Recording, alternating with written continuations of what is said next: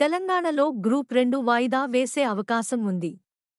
ఇప్పటికే నిర్ణయించిన షెడ్యూల్ ప్రకారం గ్రూప్ 2తో పాటు డీఎస్సీ పరీక్షలు వెంటనే ఉన్నాయి. దీంతో అభ్యర్థులు ఆందోళనకు గురవుతున్నారు. చాలా మంది అభ్యర్థులు గడువు పెంచాలని కోరుతున్నారు. నిరుద్యోగుల నుంచి వస్తున్న విజ్ఞప్తులను పరిశీలిస్తున్న ప్రభుత్వం గ్రూప్ 2 వాయిదా వేసే ఆలోచనలో ఉన్నట్లు తెలుస్తోంది. నిరుద్యోగుల ఆందోళనపై సీఎం రేవంత్ రెడ్డి శుక్రవారం సుదీర్ఘంగా సమీక్ష నిర్వహించారు. ఈ సమావేశంలోనూ పరీక్షల షెడ్యూల్పై చర్చ జరిగింది.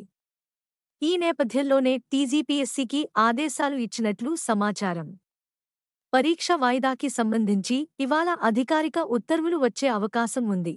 మొత్తం 783 పోస్టులతో టీఎస్పీఎస్సీ గతేడాది గ్రూప్ 2 ఉద్యోగ ప్రకటన జారీ చేసింది. జనవరి 2023 18 నుంచి ఫిబ్రవరి 16 వరకు దరఖాస్తులు స్వీకరించింది. ఇందుకోసం రాష్ట్ర వ్యాప్తంగా 5.51 లక్షల మంది అభ్యర్థులు దరఖాస్తు చేశారు. ఆగస్టు 7, 8 తేదీల్లో గ్రూప్ పరీక్షలు ఉంటాయని గతంలోనే కమిషన్ తెలిపింది. తొలుత గతేడాది ఆగస్టు 29, 30న గ్రూప్ పరీక్ష నిర్వహిస్తామని ప్రకటించింది. వరుసగా గ్రూప్ 4 పరీక్షలు, గురుకుల నియామక పరీక్షలతో పూర్తిస్థాయిలో సన్నద్ధమయ్యేందుకు సమయం లేనందున గ్రూప్ పరీక్షలు వాయిదా వేయాలని అభ్యర్థులు పెద్ద ఎత్తున డిమాండ్ చేశారు.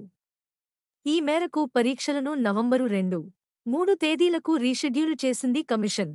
నవంబరు 3 నుంచి ఎన్నికల ప్రక్రియ ప్రారంభం కావడంతో కమిషన్ ఈ పరీక్షలను మళ్లీ జనవరి 2024 6, 7 తేదీలకు రీషెడ్యూల్ చేసింది టీఎస్పీఎస్సీ. కానీ రాష్ట్రంలో కొత్తగా కాంగ్రెస్ ప్రభుత్వం అధికారంలోకి రావడంతో మళ్లీ కొత్త తేదీలను ప్రకటించారు.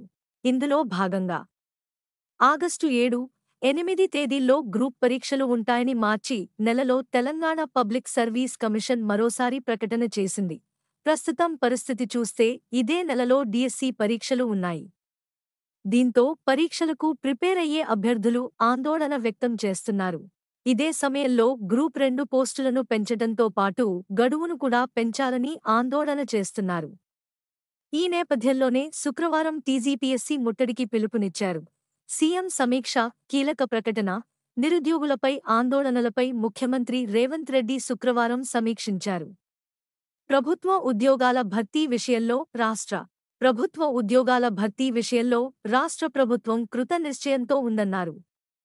తప్పకుండా నిరుద్యోగులకు మేలు జరిగే నిర్ణయాలు తీసుకుంటుందని స్పష్టం చేశారు. నిరుద్యోగులకు ఇచ్చిన హామీ ప్రకారం తమ ప్రభుత్వం ఇప్పటికే 28,942 ఉద్యోగ నియామకాలు చేపట్టిందని సీఎం రేవంత్ రెడ్డి గుర్తు చేశారు. ఏళ్లకు ఏళ్లుగా పెండింగ్లో ఉన్న గ్రూప్ 1, గ్రూప్ 2, గ్రూప్ 3 నియామకాలకు ఉన్న కోర్టు చిక్కులన్నింటినీ అధిగమించిందని చెప్పారు.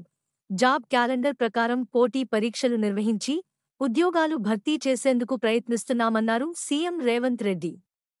శాసనసభ బడ్జెట్ సమావేశాల్లోనే చర్చించి జాబ్ క్యాలెండర్ విడుదల చేస్తామని చెప్పారు.